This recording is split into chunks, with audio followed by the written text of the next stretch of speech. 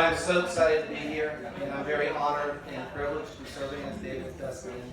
I love him more than anything in the world, and it makes me so happy to see him with Linda and to see them come together tonight. And I know that everyone is overjoyed in our family, my father, my mother, and just both sides of the family. It's been very special, but it's been a fairy tale wedding. So anyway, I guess getting started. A couple weeks ago I talked to David on the phone, and he goes, "Hey, how's the best speech going, or the best man speech?" I go, "Well, I just finished it, and it's all ready to go." And he goes, "Hey, I was talking to Linda about that, and I really wanted to make sure that if you put any stories in there, you didn't put any stories where at the end I cried." And I said, "David, you know I love you to pieces. I would never put any story in there where you cried at the end." So I had to go back and rewrite the whole speech. And then today, Linda comes out and David starts crying. And it really was special. And so what many of you don't know is that we came from a very big family. We had six kids in the family. And David was the number 5 of 6. And so it's funny, we had a high top van. We traveled around, said the McGowan family on the back. But for a long time, David was the youngest of 5. And we looked at him as the baby of the family. And he was really a lot of caretakers between his sisters and myself. And we watched him grow. And he was always from a young age very energetic, very lively, always laughing. And I asked my friends, I said, "What do you remember about David growing up?" And they go, "That big smile on his face." He always had a big smile everywhere he went. And as you can see, it's carried through today. And he has many friends and loved ones because of the energy that he's brought. And so that's been great to see. But I do want to tell a story when David was very young. I guess maybe he had some traveling genes in him. He really got into these cowboy boots. He was probably 3 or 4 years old. And he liked to put the cowboy boots on, and his best friend Ben, right next to him, also put these cowboy boots. Not only did they wear the cowboy boots, they wore them out in the creek. They wore them to church.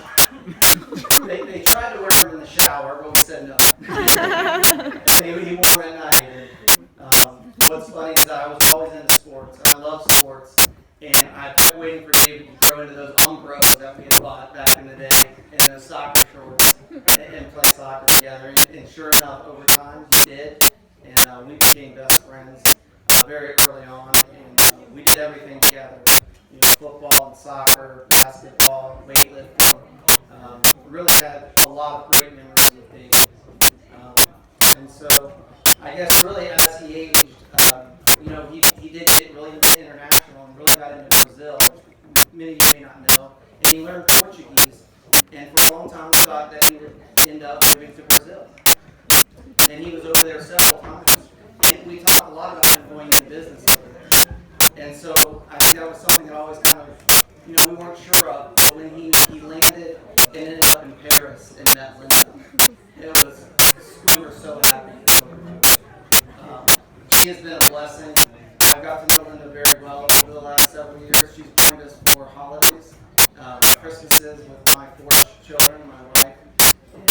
She's been so special. She's such a beautiful girl, beautiful on the outside, but beautiful on the inside. To be with my kids and to see how she adores them and they adore her, and the caring and the loving that I see is just amazing. I know she's going to make a wonderful mother and wife, and so I'm very happy for them. So in closing, I am 6 years older than David, and I've been with my wife over 23 years. We've been married over 13.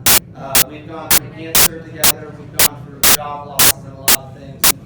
I think, as being older, I feel like I have to provide some advice. But I will say those vows that you gave today, excellent. They were top. What I will say to you is that many times in a marriage, the passion that you feel today, you will have that in the future, but there'll be times where you both have to make sacrifices. And many times you look at a marriage as 50-50, and very rarely is it 50-50 because you're both going through different challenges. And there'll be times, Linda, where you have to carry the marriage. David, there'll be times where you have to carry the marriage emotionally and, in communication. So you guys have what it takes. The love that we feel for you and that we feel from you is just exceptional. And so I want to, raise a toast to you.